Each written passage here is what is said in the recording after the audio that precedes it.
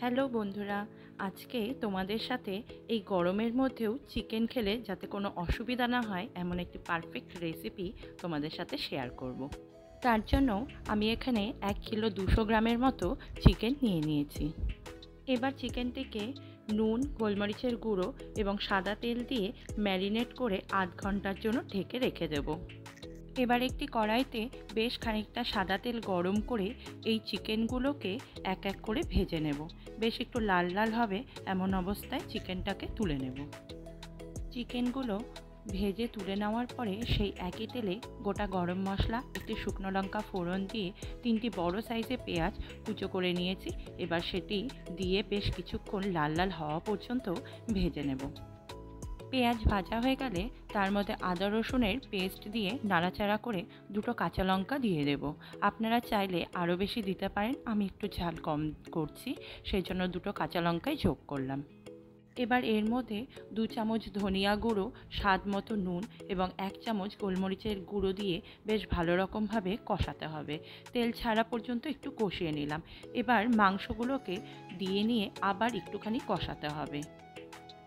এবার গ্যাসটিকে হালকা আঁচে রেখে মাংসটাকে ঢাকা দিয়ে রাখবো প্রায় 10 মিনিটের জন্য।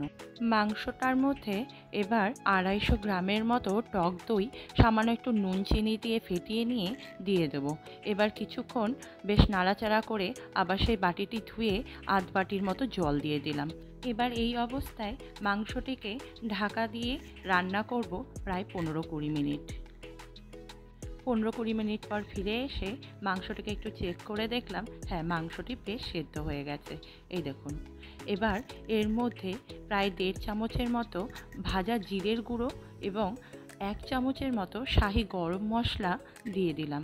দিয়ে বেশ নাড়াচাড়া করে আবার ঢাকা দিয়ে দিলাম 5 মিনিটের জন্য।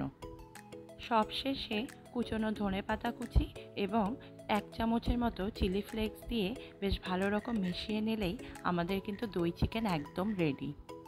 ভাত, রুটি, পরোটা যে কোনো কিছুর সাথে এই চিকেন কিন্তু অসাধারণ লাগে।